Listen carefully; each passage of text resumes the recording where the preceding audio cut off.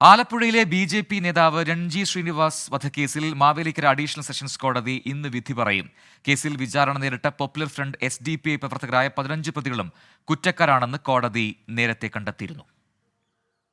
2021 ഡിസംബറിലാണ് ആലപ്പുഴ നഗരത്തെ ഞെട്ടിച്ച കൊലപാതക പരമ്പര നടക്കുന്നത്.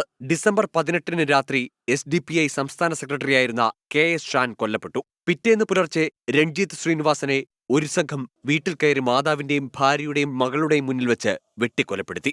കേസിലെ 15 പ്രതികൾ മാവേലിക്കര ജില്ലാ ജയിലിലാണ്. കേസിൽ 156 സാക്ഷികളെയും 1000-ഓളം രേഖകളും 100-ൽ പരം തൊണ്ടിമുതലുകളുമാണ് special prosecutor R. Prathap G Padickal കോടതിയിൽ ഹാജരാക്കിയത്.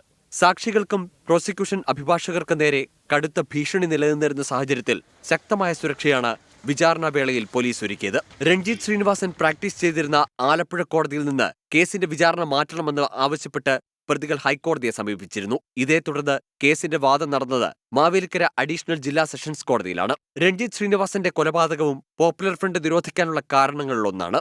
കേസിൽ ആലപ്പുഴ ഡിവൈഎസ്പി ജയരാജാണ് കുറ്റപത്രം സമർപ്പിച്ചത്. പ്രോസിക്യൂഷനു വേണ്ടി അഡ്വക്കേറ്റ് പ്രതാപ് ജി പടിക്കലും പ്രതിഭാഗത്തിനു വേണ്ടി അഡ്വക്കേറ്റ് പി ഹാരിസും ഹാജരായി. അതേസമയം ഷാൻ വധക്കേസ് ആലപ്പുഴ അഡീഷണൽ സെഷൻസ് കോടതി അടുത്ത മാസം 2-ാം തീയതി വീണ്ടും പരിഗണിക്കും. 24 ആലപ്പുഴ.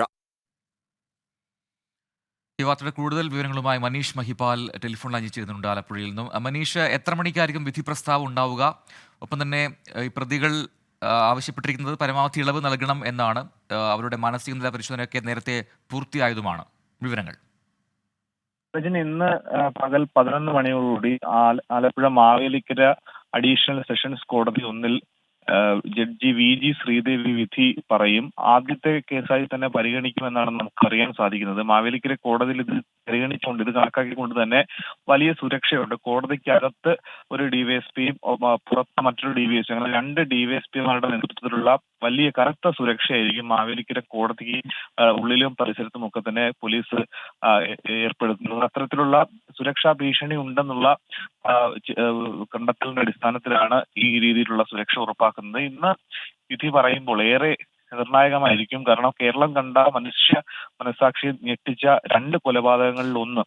ആ കൊലപാതകത്തിൽ ഇന്ന് എന്ത് വിധിയായിരിക്കും പറയുക എന്നുള്ള കാര്യം. ഇതിൽ പ്രോസിക്യൂഷൻ അഭിഭാഷകൻ പ്രതാപ് ജി പടിക്കൽ കോടതിയിൽ വാദിച്ചത് ഇത് അപൂർവങ്ങളിൽ അപൂർവമായ കേസാണ്. കാരണം ഇത് അമ്മയുടെയും ഭാര്യയുടെയും മകളുടെയും മുൻപിലിട്ടാണ് ക്രൂരമായ കൊലപാതകം നടത്തിയിട്ടുള്ളത്. ഒപ്പം തന്നെ പ്രതികൾ ഗൂഢാലോചന നടത്തി.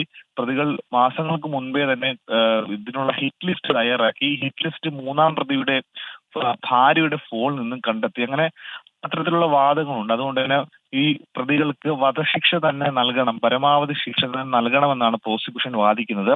അവസാന ഘട്ടത്തിൽ ശിക്ഷയിന്മേൽ പിന്നീട് പ്രതിഭാഗം വാദിച്ചപ്പോൾ, അപൂർവമായ കേസല്ല, ഇത് രാഷ്ട്രീയ കൊലപാതകമാണ്. ഇതിനു മുൻപ് കേരളത്തിൽ പല കൊലപാതകങ്ങളും നടന്നിട്ടുണ്ട്. അതിൽ ടി.പി. ചന്ദ്രശേഖരൻ കൊലക്കേസ്, ജയകൃഷ്ണൻ മാസ്റ്റർ കൊലക്കേസ് ഒക്കെ തന്നെ ഉദാഹരണമായി ചൂണ്ടിക്കാട്ടി.